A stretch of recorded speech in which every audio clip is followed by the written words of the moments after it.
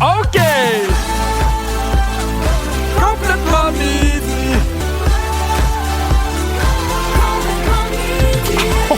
Salut tout le monde, j'espère que vous êtes en forme. Nous sommes jeudi le 29 mai, 11h53. Nous sommes très, très, très contents de vous retrouver. J'espère que vous êtes en forme parce que nous, on l'est. Christine, comment vas-tu? Je vais très bien. Je vais très bien. Hey, hier, on sait que tu as eu certains problèmes avec Bertrand en studio. On a même eu un extrait hier. Hein? C'est en train de se développer. Ça s'appelle le Beetle. Beat-L, puis ça utilise des pinces pour ramasser caca. Bertrand, on est en radio. Arrête de gratter la terre. Bertrand! Merci. Fait que, au 6-12-13... Hey, ça s'invente pas. On avait prévu cet extrait-là, puis on s'en servirait du Beetle parce que à 11h52, il a fait pipi, il a fait caca. On est dans un petit studio. Puis là, lui, il vient de s'asseoir à côté de moi, il est bien, là. Oui, là, lui, il est vidé, là. Il est comme, mais tout est beau. relax. Je m'excuse, la gang, je m'en viens ramasser tout ça, là. J'ai un parfum, j'ai tout ce qu'il faut, là. Je suis désolée. Oui. Parce qu'hier, t'avais un cours de dressage. Ah, ouais, ça J'imagine s'est que tu vas en super bien avoir besoin passé. d'un autre. De quoi tu veux nous parler au retour? Oh là là, ben au retour, je vous parle d'une réalité là, qu'environ 10% des femmes vivent, puis souvent, sans même le savoir, c'est une réalité qui me touche. Moi, personnellement, j'avais envie de vous jaser de ça tout de suite après Fireworks de Katy Perry. M'en va Fireworks. ramasser la marde de mon chien, puis je vous reviens, la gang. Vous écoutez le balado de Complètement Midi. Avec Pierre Hébert et Christine Morancy. Écoutez-nous en direct en semaine dès midi à Rouge FM. Sur l'application iHeartRadio ou à rougefm.ca. 11h58, vous écoutez complètement midi. Là, pendant la pause, on s'est vraiment transformé en compagnie d'après-sinistre. Christine, tu dois avoir chaud pour vrai. Écoute, t'as tout ramassé. Il y a du Febreze. Maintenant, on a l'impression qu'on est dans un studio complètement neuf. Oui. Comment vas-tu? Super bien. Bravo, Christine. OK, merci. Là, t'as Bon, envie de nous très parler bien. de quelque chose de quand même sérieux qui Oui. touche 10% des femmes. Puis il y a certaines femmes qui sont même pas au courant. Non, c'est ça. Oui, super moment pour parler de ça.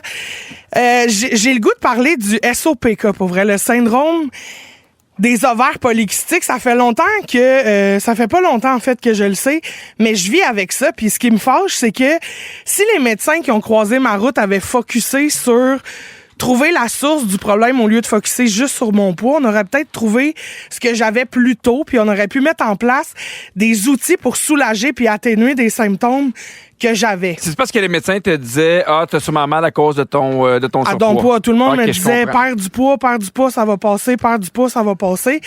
Puis pourtant, j'avais tous les symptômes des ovaires polykystiques. C'était pas difficile à deviner que j'avais ce syndrome-là. Là. J'avais un cycle menstruel complètement fucked up. Des fois, j'étais 6 mois sans avoir mes règles. Puis là, une fois que ça partait, je saignais en continu jusqu'à temps que je tombe en anémie. Après ça, j'ai fait tellement d'acné à l'adolescence que j'avais plus de place d'en face pour un nouveau bouton. Là. J'ai que c'est pris pas nouveau, Accutane. Non, ça fait depuis l'adolescence. Là. J'ai pris Accutane, un traitement bien violent là, à l'adolescence qui te rend plus sèche que le désert. Là, J'ai pris du poids sans surprise, là, mais surtout au niveau du ventre. Puis ça, c'est un classique syndrome des ovaires polykystiques. Puis c'est en vieillissant, parce que vu que ça n'a pas été traité, malgré que j'avais tous les symptômes, les médecins n'ont pas cherché ce que j'avais. Fait que là, en vieillissant, l'hypertension est arrivée, le prédiabète, l'apnée du sommeil, le précancer de l'utérus. Tout ça, c'est des conséquences qui sont fréquentes chez les femmes qui sont atteintes du SOPK, le syndrome des ovaires polykystiques. Ça touche environ 6 à 13% des femmes en âge de procréer, puis jusqu'à 70% des femmes qui sont touchées le savent pas. Est-ce que tu as l'impression que souvent, c'est des douleurs qu'on va minimiser? Tu sais, même là, si on parle pas de poids en disant c'est normal, le cycle menstruel, des fois, ça peut Mais faire oui, ça. parce que tout ce qui est relié aux femmes en médecine, on dirait que on sait pas de quoi on dirait qu'on y va à tâtons puis qu'on avance à peu près. Si c'était un monsieur qui avait ces symptômes-là, on aurait 300 millions de solutions, ce serait déjà réglé. On aurait des études là-dessus qui finissent plus de finir. Ça n'a pas de bon sens. Pouvez-vous arrêter de jouer dans le pacing, s'il vous plaît? Je perds ma ligne tout le temps. Mais dans la magnifique liste des cauchemars d'avoir ce syndrome-là, il y a 3-4 symptômes qui sont dominants pour moi puis qui font vraiment chier, OK? Pour la plupart des femmes, d'ailleurs, les problèmes d'infertilité, c'est souvent comme ça que les femmes découvrent qu'elles sont atteintes du syndrome des ovaires polykystiques. Parce que quand vient le temps pour elles de vouloir tomber enceinte, ils apprennent qu'ils sont infertiles, puis ça doit pas être facile à vivre un diagnostic de même quand ton plus grand rêve c'est d'être maman, puis je compatis tellement parce que moi, j'ai pas eu cet appel-là très fort de la maternité, mais ça m'a quand même affecté, tu sais, parce que c'est comme si t'apprenais que t'étais brisé, tu sais. Puis des fois, ça te met aussi un peu dans l'urgence.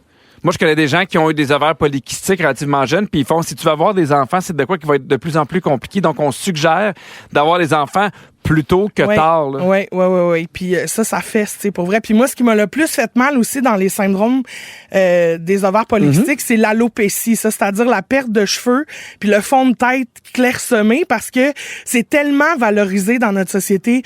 Une femme qui a une chevelure dense, puis une chevelure fournie, puis être capable d'avoir un toupette, j'ai jamais pu avoir ça, parce que moi, si j'ai un toupette, c'est 4 petits cheveux tout nus qui me pendent dans le front, là, tu sais. Et le moment où, mettons, ils t'ont dit « Hey, c'est ça ton problème. C'est ça ton problème, par contre. » Est-ce que je me trompe ou il n'y a pas tant d'avenues pour le traiter? Il n'y a pas de solution. Il y a des solutions pour réduire un peu les symptômes puis les effets indésirables de ça, mais il n'y a pas de... Ça se traite pas. Non, il n'y a pas de traitement. Il y a aussi un autre problème que ça apporte qui est une coloration anormale de la peau qu'on appelle l'acanthosis nigricans. Puis ça, c'est environ la moitié des femmes qui sont atteintes du SOPK qui souffrent de ça. C'est une coloration comme gris-brune de la peau, ce qui signifie que le corps produit trop d'insuline. Fait que moi, j'ai ça, des taches comme ça, en dessous des bras. Fait qu'on dirait que, tu sais, même rasé, je suis pas rasé, j'ai ça dans le cou, j'ai ça entre les cuisses. Puis entre les cuisses, quand vient le temps d'être intime avec quelqu'un, t'as le goût en esti de fermer la lumière, là, parce que y a pas une madame dans le porn que t'écoutes quand t'es ado qui a des taches brunes entre les cuisses, là. De toute façon, oui. Puis dans le porn, ils n'ont jamais aucun inconfort. Ils ont jamais un poil incarné, ils ont jamais rien. Fait que tu te sens pas normal, tu te sens dégueulasse.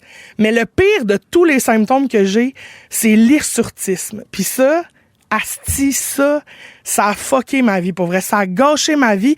Ça m'a tellement complexé à cause des syndromes des ovaires polykystiques que je savais pas que j'avais et qui, une des symptômes, une des problématiques que ça amène, ça, c'est l'hirsutisme.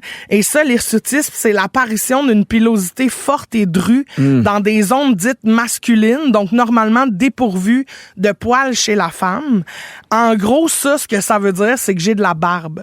Ça me gênait tellement, Pierre, là, c'était un cauchemar, surtout l'été. Surtout quand t'es jeune. Oui, puis l'été, parce que le soleil fait ressortir comme tous les détails, les petites imperfections de la peau, parce qu'il fait tellement clair, les rayons de soleil, tout ça. Puis le seul moyen qu'on a de cacher son menton dans la vie, c'est en portant un foulard. Puis à 40 en été, moins ma force, je te dirais. Puis je pense que c'est pour ça que ma saison préférée, ça a toujours été l'automne. Parce que pendant longtemps, l'automne, pour moi, ça représentait la fin d'un cauchemar, d'être nu face. Puis le retour d'une bonne raison de porter un foulard pour me cacher la barbe fournie de madame. Est-ce que tu le disais à tes amis proches? Ben, j'avais pas besoin de le dire, ils le voyaient. Non, mais est-ce que, puis à ce moment-là, tu savais pas que c'était un symptôme des ovaires polykystiques? Mais non, je savais pas. Moi, j'étais juste comme je suis une femme brisée. J'ai de la barbe. Pourquoi moi, je suis la seule fille ici qui a de la barbe? Je comprends. Puis moi, déjà, mon poil est fort. Là, c'était quelque chose, là, tu sais. Puis je me suis mis à me raser à ce moment-là parce que je voulais être comme tout le monde. Fait que tous les jours, comme un sincère bonhomme, j'avais ma crème à raser d'une main, mon rasoir dans l'autre, puis je me rasais. Mais quand tu rases, ça fait comme des petites bosses, tu sais, de bulbes de poils. C'est pas lisse, là, comme la peau de toutes les autres filles que tu croises. Pendant des années, quand l'été arrivait, ça me faisait paniquer. J'avais l'impression que le monde me regardait plus dans les yeux, que ça faisait juste fixer mon menton. Tu te mets à penser à ça tout le temps. On dirait que ça finit par être juste ça qui te définit, puis ça devient tellement obsédant. Ça doit jouer sur ton estime? Ben oui, puis en plus, les gars, dans notre société, les gars, ça se donne des poignées de main. Mais nous autres, on a décidé que les madames, ça se donnait 2 becs ses joues. C'était ma pire angoisse. À toutes les fois que je donnais 2 becs à quelqu'un de nouveau, même quelqu'un que je connaissais, je me demandais tout le temps s'il la sentait, ma repousse de barbe. Fait que j'ai toujours refusé que mes chums ou mes amants de l'époque me touchent le cou. Ça me gênait qu'on s'embrasse. Puis un jour, le laser est arrivé. La technologie du laser, pis c'est le plus beau cadeau que j'ai eu dans ma vie, c'est ma mère qui me l'a donné. C'était tellement cher du laser à l'époque, mais ma mère savait à quel point avoir de la barbe, ça gâchait ma vie, fait qu'elle a rassemblé mon cadeau de fête puis de Noël des 3 prochaines années pour me payer 12 traitements laser. Je te raconte pas, Pierre, la souffrance que c'était, là. J'ai jamais braillé de même dans le bureau d'une esthéticienne, même quand je me faisais épiler la barbe à la cire, qui est une douleur que je ne souhaite à personne, là. Mais ça a fait la job. J'ai perdu à peu près 75% de ma pilosité d'en face, mais chaque jour, quand ça a été comme un peu réglé, chaque jour, je broyais en me regardant dans le miroir, j'en revenais pas. Le sentiment d'être libéré de ce qui, dans ta tête, te rend tellement anormal, ça faisait tellement de bien. Puis avec les années, puis les hormones, évidemment, pas gérées, parce que je te rappelle qu'on m'a toujours rien diagnostiqué à ce moment-là. Là. Moi, pour les médecins, je suis juste grosse, c'est la faute à ma volonté, à rien d'autre que ça.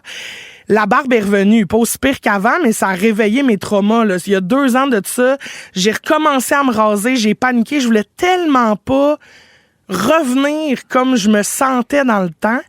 Puis on m'a dit, on m'a dit, mais on dirait que tous les efforts que j'avais mis à assumer le reste des symptômes, tu sais, m'attacher les cheveux, même si on voit mon cou taché, pas porter de rallonge de cheveux, même si c'est moins dense ma chevelure, être en maillot de bain, même si ça monte l'intérieur de mes cuisses, porter des camisoles, même si on voit le dessous de mes bras, tous ces efforts-là sacraient le camp parce que ma barbe revenait. Puis là, j'ai rencontré Pamela à la clinique Murphy, qui m'a parlé du SOPK. À ce moment-là, je savais même pas que ça existait, qui m'a dit qu'il y avait plein de filles qui venaient à sa clinique d'esthétique pour les mêmes raisons, que j'étais bien plus normale que je pensais, qu'il existe des produits puis des traitements pour réduire l'apparence des affaires qui me gênent. Puis j'ai une question. Oui. Ce moment-là où tu es dans sa clinique, là, puis tu te sens normal, où tu fais « Hey, tu sais, t'es pas seul Comment tu t'es senti? Hey, mais le poids qui m'a tombé des épaules, j'étais comme asti, je suis pas brisée, là. Je suis normale, je suis comme toutes ces autres filles-là qui vivent avec la même affaire. Elle m'a pris en charge, pour vrai, de façon tellement rassurante. J'en ai parlé, à ce moment-là, j'en ai parlé avec mon médecin, j'ai insisté pour qu'on passe des tests, j'ai changé de gynécologue, puis c'est là que le diagnostic est tombé. Syndrome des ovaires polykystiques. J'étais comme, enfin, asti, ceci explique cela. Fait que je me suis dit qu'il était temps que j'en fasse un sujet à radio parce qu'il y a peut-être plein de filles à l'écoute en ce moment qui vivent ces symptômes-là, qui se sentent brisées, mais vous êtes normal, les chums, puis vous êtes pas obligés de souffrir en vous faisant épiler ou en faisant des traitements laser, là, parce que il y a plein de femmes qui assument leur poil aujourd'hui. C'est pas pour rien le mouvement Mes poils, là. C'est aussi pour rendre ça normal, de dire, hey, les filles, on en a des jambes poilues, on a du poil en dessous des bras, on peut s'en revenir. Manon Mancé, Safia Nolin, Rosalie Bonenfant, Miley Cyrus, toutes des filles qui assument ça. Ben, en fait, je suis hyper touché parce que tu me dis, parce que, tu sais, je te connais bien, mais je me serais jamais douté de toute cette souffrance-là. Parce que on t'imagine forte. Oui, forte oui, aussi, oui. mais t'es les deux. Tu comprends ce que je veux dire? Oui, absolument. Puis je suis super touché, puis je te remercie de ta confiance puis ta vulnérabilité, parce qu'il y a sûrement plein de femmes qui nous écoutent puis qui se disent exactement la même chose. Et là, j'utilise tes mots, là, c'est pas ce que je pense, mais hey, moi, je me sens brisée. Oui. Puis j'espère que ça va être ça le message. Il y a aucune femme qui est brisée. Non, on est juste différentes. Puis ça texte en malade là, en ce moment. Il y a beaucoup de monde qui se reconnaît, je pense, dans ce que je dis. Il y a quelqu'un qui dit merci tellement pour ce show-là, un baume sur notre quotidien. Enfin, je vais me reconnaître, réaliser que je suis pas la seule. Il y a quelqu'un qui dit je suis tellement contente que Christine, tu parles de ça, je me reconnais dans tout ce que tu racontes. Il y a quelqu'un qui dit merci tellement de parler ouvertement de plein de sujets que personne veut aborder. Plus je te vois à TV, plus je t'écoute à radio, plus je me rends compte à quel point t'es exceptionnel. Mais là, mon Dieu, c'est tellement intense. Moi, j'ai envie de jaser aux gars, puis aussi aux filles qui nous écoutent. Oui. Quand vous passez des commentaires sur le corps d'une femme vous savez ou sur pas. le corps d'un gars, on ignore tout ce que cette personne-là vit. Ouais. On ignore ses combats, on ignore si ouais. la personne est malade, on ignore ses complexes. Oui. Toi, tu fais un commentaire des fois sur Internet, sur Facebook, tu le fais dans la rue, puis ton commentaire, tu l'as oublié 5 secondes après, mais la personne à qui tu le fais transporte ce commentaire-là comme une charge toute la journée. Oui. Là. Soyons doux. Oui. Gang. Puis depuis combien de temps elle apporte cette charge-là aussi? Moi, c'est depuis l'adolescence là, que je me bats avec ça, puis que je me force à à trouver d'autres forces que celle-là pour m'aimer quand même, tu sais, fait que c'est ça. Ben, en tout cas, bref. Merci de votre écoute, tout le monde. Merci de votre accueil. Merci à toi d'accepter d'être vulnérable, d'en parler. Puis, tu sais, il y a tellement de textos, on voit à quel point ça touche les gens, mais je suis super touché. Puis, Christine, je t'aime. Je te trouve belle. Merci. Je te bisoute, même si ça pique. Ben, c'est moi qui... Ils sont tous sur la même fréquence. Ne manquez pas Complètement Midi avec Pierre Hébert et Christine Morancy. En semaine, dès midi. Rouge. C'est ma toune. Dans Complètement Midi, c'est ma toune. OK, chaque jeudi, on vous partage une de nos tunes coup de cœur, une chanson qu'on aime particulièrement, qui a une grande signification pour nous. Et aujourd'hui, je vous partage ma tune du moment qui s'appelle « Laissons entrer le soleil ». C'est une chanson de Tim Dupe. Bertrand, hein? Merci. Non, mais là, ça fait plusieurs fois que je l'avertis, c'est assez. Ça fait juste quelques mois que la chanson est disponible, mais elle fait beaucoup réagir déjà parce qu'on l'utilise énormément sur les réseaux sociaux. Cette chanson-là, c'est, dans le fond, une reprise d'une version française de Let the Sunshine In. C'est-tu un Français, lui? Oui, Tim Dupe, je sais pas comment il prononce. Là, Dupe, le mieux Dupe, ça va être Tim ouais, mais Dupe. il est français. Tim Dupe, j'aime ça. On l'entend, la chanson Let the Sunshine In pour la première fois dans la comédie musicale Hair en 1967. On écoute un extrait.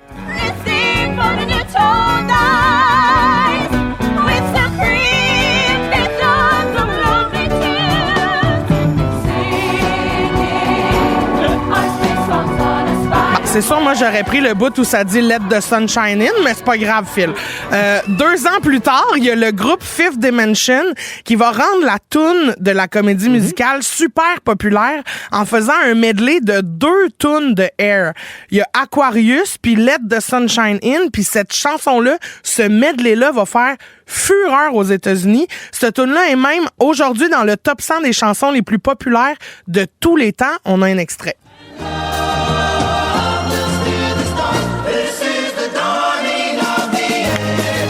Je savais pas que c'était un mix des 2 tunes. Ben ça, c'est le bout Aquarius. Puis là, à un moment donné, ça switch à Let the Sunshine In. Très bon. Et là, en mai 1969, on présente pour la première fois l'adaptation française de la comédie musicale Air. Et donc, Julien Clerc chantait pour la première fois en français la version de Let the Sunshine In par Laisser entrer le soleil. Tu n'es pas des rêves chimériques, écrasés de certitude. Ah! Dans un monde lassé de solitude. Oui! Chantons nos rêves d'espoir. Il me fait peur. Il me terrorise. Avec cette chanson-là, Julien Clerc réussit à aller chercher le grand public, puis sa carrière prend vraiment une tournure super importante. Okay. Comme quoi, cette chanson-là, Let the Sunshine In, a vraiment servi à beaucoup de gens. Et mais la version, moi, qui me fait triper, c'est celle de Tim Dupe, un jeune chanteur français de 30 ans qui voulait redonner un écho à la chanson de Julien Clerc, là, en français, qui, en laissant tomber là, toutes les références de la comédie musicale pour se concentrer vraiment sur l'actualité du texte. Fait que la chanson « Laissons entrer le soleil », ça évoque un sentiment comme de quête d'espoir, de liberté, loin des illusions puis des misères du monde, d'embrasser l'optimisme, même dans les moments les plus sombres. Puis la chanson, dans le fond, c'est un appel à la résilience, de pas laisser la tristesse puis les obstacles éteindre la flamme de la vie. Puis ça m'a vraiment parlé, cette chanson-là, parce que je trouve que ça fit autant pour le climat social actuel qui est tendu partout dans le monde avec des guerres puis tout, mais aussi à plus petite échelle dans ma réalité à moi, parce que Let the Sunshine In, laisser entrer le soleil, moi j'ai plus peur maintenant qu'on me spotte un poil de barbe parce que le soleil plombe, parce que c'est de même que je suis faite puis c'est tout, puis je trouve que je suis pas moins femme pour autant. Fait que je vous bisoute, même si ça pique, levez le son pour découvrir ma chanson de la semaine, Laissons entrer le soleil de Tim Dupe, et vous entendez ça à Rouge. On se guette, traqué à bout de souffle, marche. Vous écoutez complètement midi et midi 30. Est-ce que tu peux redire l'interprète et le titre de la chanson? Parce Oui. qu'il y a Hélène qui dit magnifique. J'adore cette tune-là. Absolument, ça s'appelle Laissons entrer le soleil et c'est la version de Tim Dup, donc T-I-M-D-U-P. Hier, au Fantastique, on parlait d'un enjeu, Christine, puis je pense que ça va te faire énormément réagir. On écoute l'extrait. Ouais, vous l'aimez combien? Moi, j'aime ça à 82 maximum. Oui, je suis d'accord avec toi. Attends, Mais- vous avez un chauffe-eau. On a un chauffe-eau, OK. mais Ah j'habite ouais, avec c'est une ça. Gervais. Et une Gervais, ça ne se baigne pas en bas de 90. Oh, non, ça, Et c'est non. ça, je C'est trouve mi- ça... Mi spa, mi piscine. Ben oui, c'est un spa, mais... Ben, mi spa, mi piscine, mi pisse. Mais je te là. t'en train de Oh, dire, oui. Bon, parce qu'on sait que toi et moi, on s'est déjà chicané là-dessus. Absolument. Je te pose la question, même si je sais que ça n'a pas rapport puis que c'est Oui. pas la bonne réponse. Oui. La température idéale pour toi pour une piscine? 84. Ben, on n'est pas si loin. Ben, on est à le- 3 degrés. Moi, je suis à 87. Non, mais t'es arrivé au bout où ça devient trop chaud, il n'y a plus rien de le fun. Quand Ouais, mais est-ce que c'est t'sais- rafraîchissant? Mais c'est super rafraîchissant. Ben non. Moi, j'aime ça des fois quand tu te promènes, puis là, des fois, tu sens des fois l'eau froide, des fois pas tant. J'aime ça. Non. J'adore ça. Non. Mais moi, je t'ai déjà compté parce que moi, j'ai vécu un traumatisme quand j'étais jeune par rapport à la piscine. On avait une piscine hors terre à Sherbrooke, puis c'était entouré d'arbres, là. Puis la plus haute température qu'on avait pendant l'été, c'était 74 pendant les canicules. Je comprends. Fait que je me, C'est tu sais, sûr, c'est je me froid. couchais chez nous, j'étais frigorifié, j'étais bleu, puis je me suis dit plus tard, je n'aurai pas froid. Ouais, mon eau va faire des ballons, puis je vais pouvoir me partir une batch de pâte pendant que je me baigne. Oui, exactement. Très bien. Mais on dirait que 85, je suis pas loin du 84 pour vrai. Tu sais, des fois, c'est juste que je suis vraiment confortable, là, mais ceux qui, on dirait qu'en bas de 80, Ah non, c'est trop froid. Moi, dans les canicules, je descends ça à 80, 82 pour que ça soit frais, là, tu sais, puis que ça fasse du bien. Ouais. Mais quand il fait un temps un peu frais, là, comme en ce moment, des fois, on a des journées, c'est pas clair, là, ben là, je me mets un petit 84, zoubzap. as-tu l'impression que c'est en vieillissant que c'est le pire? Parce que je me rappelle Ben quand oui. j'étais jeune, on se bêtait. On se bêtait, Je bêtais 8 sur 9. puis, Ouais. mais non, mais on se baignait, genre, des fois, à 58. Hey, moi, je sautais dans un lac, c'était frais. Il y avait Oui, encore oui. de la glace qui flottait, puis j'étais comme, ouais!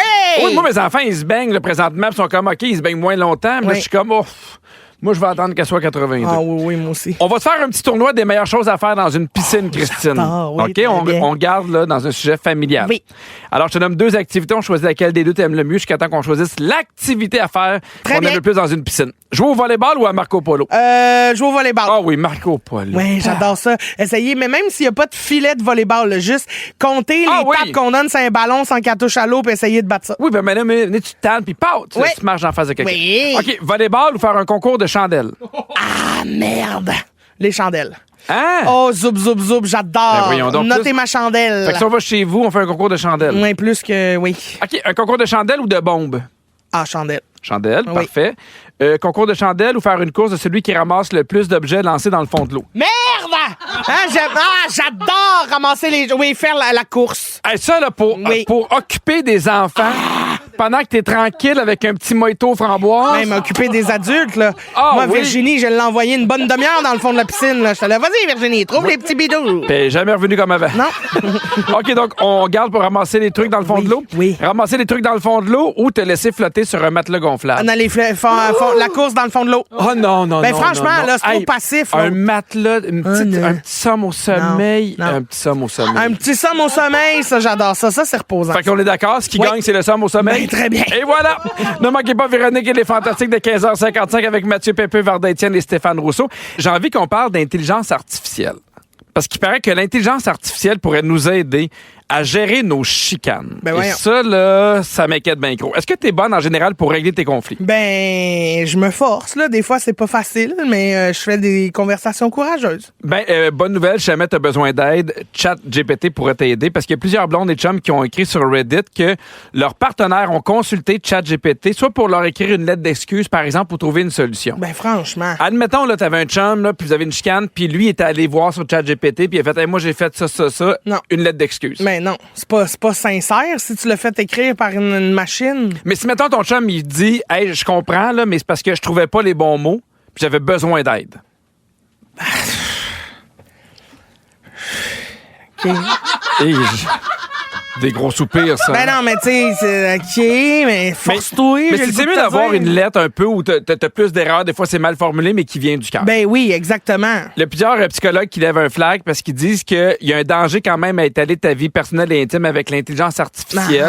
Puis là, oui. faut pas se mettre à écouter aveuglément un robot au lieu d'avoir un professionnel pour régler les problèmes. Ben, absolument. Puis après ça, ton algorithme, ça va devenir des nouvelles maisons, quelque chose tu sais, qui va te pousser vers le divorce ou, tu sais. Non, mais je comprends, tu sais. Moi, je suis en thérapie une fois de temps en temps, puis des fois, je retourne, des fois, je prends des breaks, tu sais. Mais quand on parle, là, des fois, on fait des connexions avec des affaires que j'ai racontées, mettons, il y a 2 ans ou que je vis, dans le sens que c'est complexe, les problèmes de la vie de tous les jours. Oui. C'est pas juste, ils se ramassent pas, que puis-je faire, tu sais. Ouais. Puis là, ils disent que. Il y en a quand même qui disent, hey, je comprends là, que c'est pas l'idéal, là, mais il y a vraiment beaucoup de côtés positifs. Il y a des couples qui disent, contrairement à une thérapie de couple, c'est gratuit. Ouais. C'est vrai que c'est vraiment dispendieux pour vrai, une thérapie. Je comprends. C'est disponible 24 heures sur 24, puis ils arrivent plus rapidement à régler leurs conflits, donc ils n'ont pas besoin d'attendre personne. OK. Il y a une fille qui a même raconté que son chum, lui, il voulait pas aller consulter un psy, ça l'intéressait pas, mais il a accepté de clavarder avec ChatGPT pour parler de ses émotions. OK. Mais c'est un peu inquiétant de savoir que tu parles de tes émotions avec l'intelligence artificielle. Oui. On dirait que je suis comme mi-figue, mi-raisin. Non, mais parce que on dirait que je trouve ça épouvantable de parler de tes problèmes avec un robot, mais quand je fais « Hey, ça t'aide », Si ça Tant t'aide, oui, c'est ça. Je comprends le bout où ça aide, là, mais après ça reste inquiétant. oui, hein, c'est inquiétant, mais Oui. j'ai l'impression, tu sais, on en parlait d'intelligence artificielle, il y a une année, à quel point ça allait devenir courant, puis on va l'en avoir partout, même dans les chicanes de couple. Hey, au 6-12-13, on a besoin de vous. OK, on veut savoir c'est quoi votre meilleur truc pour régler des chicanes de couple. Mais on a reçu un appel, puis peut-être que ça va nous faire réfléchir. Il y a Marie de Laval. Salut, Marie. Allô? Toi, est-ce que tu sers de l'intelligence artificielle? Ben, je m'en sers, mais j'ai toujours dit faut s'en servir de manière intelligente, puis même que je le dis à mon fils, parce que même les élèves, de plus en plus, ils s'en vont vers ça, puis ça fait vraiment peur. Ouais. Moi, l'intelligence artificielle, je viens de la découvrir, ça fait pas tellement longtemps, puis, mon Dieu, c'est stressant. Mais moi, le père de mes enfants, malheureusement, c'est un contrôlant, manipulateur, narcissique. Et il a déjà été violent envers moi. Puis des fois, c'est pas toujours facile de dire les bonnes choses. C'est stressant. Puis moi, l'intelligence artificielle m'aide énormément à comment dire les choses. À la formulation de ta pensée. Exactement. C'est Puis à que rendre moi- ça plus neutre, puis peut-être moins Ouais. émotif aussi. Oui, exactement. Puis souvent, ben c'est le fun parce qu'il y a un micro.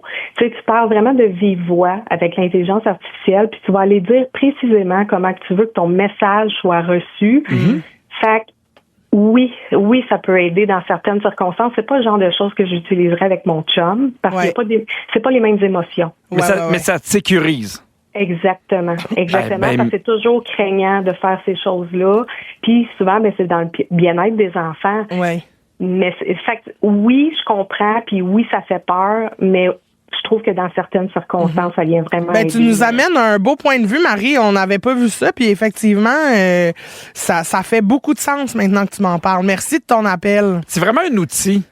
Dans le Oui. sens que c'est pas Ouais. genre, je me sers que ça, mais ça peut être un outil pour m'aider pour faire la suite des choses. J'aime beaucoup, Je trouve beaucoup ça. qu'elle s'en sort de la bonne façon. Il y a une femme, justement, qui racontait qu'elle, suite à une chicane de couple à propos de la charge mentale, qui est mon sujet préféré, il y a ChatGPT qui a créé un outil de séparation des tâches. Fait que qui doit faire quelle tâche, mais encore plus que ça, il y a un rappel sur leur cellulaire pour dire tu dois faire cette tâche-là. Puis il y a un suivi pour s'assurer que, hey, Christine, à 4 heures, il faut que tu fasses la vaisselle. Est-ce Là, que c'est tu fait? fais. Ah. Fait qu'on dirait que c'est comme un arbitre neutre qui s'occupe que tout le monde a fait des affaires. Ouais. Parce que c'est sûr que si moi j'arrive, là, je fais Christine, L'as-tu fait? l'as-tu fait? Oui, puis le fait aussi de devoir me souvenir que c'est à ton tour de faire cette tâche-là, puis de pas oublier de te demander si tu l'as fait, ça ajoute à ma charge mentale, Exact. tandis que de déléguer ça à un outil, ben ça me libère, moi, de ce poids-là aussi. Puis on vous demandait au 6-12-13, c'est quoi votre truc pour éviter les chicanes? Il y a Bianca qui nous écrit pour dire respecter la bulle de l'autre, se calmer avant de discuter est bénéfique, mais toujours se parler du problème et trouver des solutions avant de se coucher. Mais des fois, moi, j'ai besoin de la nuit Ouais. pour placer mes idées. Fait que, tu sais, je comprends là, que c'est pas bon de se coucher fâché, nanana, en même temps, des fois, ça me permet de relativiser, de me déposer puis de revenir avec des idées fraîches puis plus pensées. J'ai longtemps pensé, moi aussi, que je voulais pas me coucher fâché. Ouais. Mais en même temps, pour moi, maintenant, on dirait que j'ai évolué dans ma pensée. Des fois, ça arrivait avec Catherine, on a une chicane, puis là, je fais bonne nuit, je fais je t'aime, je suis fâché. Ouais. Je vais prendre la nuit, je t'aime, je suis bien avec toi, mais j'ai besoin de mon espace, j'ai besoin d'y réfléchir. On se reparle demain. Oui, parce que ça se peut des fois, tu sais, Oui. dans le timing, tu fais, on se couche à 10h, on s'est chicané à 9h30. Oui, puis des fois, là, la fatigue embarque, fait que t'as pas le goût là, d'ouvrir une conversation difficile à ce moment-là. Tu fais, Hey, t'as pas le recul? J'ai pas l'énergie, j'ai pas le recul, j'ai pas les mots, j'ai pas l'énergie de trouver ces mots-là. Fait qu'au lieu de mettre ça dans les bras de l'IA, là, j'aime mieux dormir là-dessus, puis on s'en reparle demain matin. Je te donne des sources de chicane que la majorité des couples vont apparemment vivre dans leur vie, OK? Dis-moi si t'es déjà chicané là-dessus, que ce soit avec un gars, une amie, peu importe, OK? Se chicaner ou s'obstiner sur le resto où vous allez manger. Ben, s'obstiner, oui. Chicaner, non. OK, parfait. Non, ben souvent, on choisit ton resto. C'est ça le truc qu'on Ben oui, a dans c'est ça. l'équipe. Oui, très bien. Par rapport à la beauté d'un acteur ou d'une actrice dans un film. Ben voyons, je me chicane pas pour ça. Non, mais mettons l'inverse. T'adores un film, quelqu'un te dit « Hey, c'est vraiment pas bon. Ah ben là, qui mange de la marde. » OK, parfait. Ah ouais. Parfait. On se couche fâché. Très bien. Quand il y en a un des deux qui essaie de convaincre l'autre de se débarrasser d'un morceau de vêtement. Ah, c'est difficile. Si, mettons, t'avais un chum puis il fait « Là, je trouve que t'achètes beaucoup de linge », qui intervient dans ce que t'achètes, Ah mettons, ouais, ce hein? que tu dépenses. Ah ouais, ben c'est si tu veux que ça me fasse. Va-t'en chez vous si t'es pas content. J'adore que peu importe la situation, elle finit par se fâcher après moi. Avez-vous remarqué? Non, mais c'est À parce chaque fois qu'il y a quelqu'un, Oui, mais- après qu'elle se fâche chez moi, Mais t'es mon IA. je suis ton IA. C'est mon IA tremblé. Quand il y a quelqu'un qui essaye de donner des directives de conduite à l'autre personne qui est au volant. Oui, moi, je l'ai pas ri, je suis passé à autre chose. C'est très bien. Ouais, non, au volant, c'est pas le temps de me challenger sur des affaires. En général, si tu conduis pas, Femme, ta boîte. gueule. Ah, tu vois, Oui, on n'a pas la même façon de voir les choses. Non, c'est parfait. Hey, c'est déjà la fin de l'émission, gang! Oui, Ah, déjà, oui. voyons, ça va vite. Puis merci à toute l'équipe qui a travaillé sur le show. Merci à Virginie, la scriptrice de l'émission. Merci à Sam aux réseaux sociaux, Fred à la production, Phil à la mise en onde. Puis merci à toi, Christine. S'il y en a qui sont arrivés un peu plus tard dans ce show-là, je vous invite à aller le rattraper sur iHeartRadio. Je pense qu'il y a une discussion qui est extrêmement importante. Ça va, Phil? Oui. OK, parfait. Que je trouve pertinente, que je trouve importante. Christine t'a dit des mots qui ont résonné chez plusieurs femmes. Oui. Puis gênez-vous pas aussi pour l'envoyer à des femmes que vous faites « Hey, moi, je pense que ça va leur parler. » Envoyez-leur le lien parce qu'il y a des fois des discussions qui font du bien à entendre. Puis je pense que c'était une de celles-là, Christine. Ben, tant mieux si ça a aidé des gens. Je suis toujours là pour vous autres, les chums de femmes. Je vous donne des beaux bisous à tout le monde, même si ça picote. Bisous. À demain, tout le monde.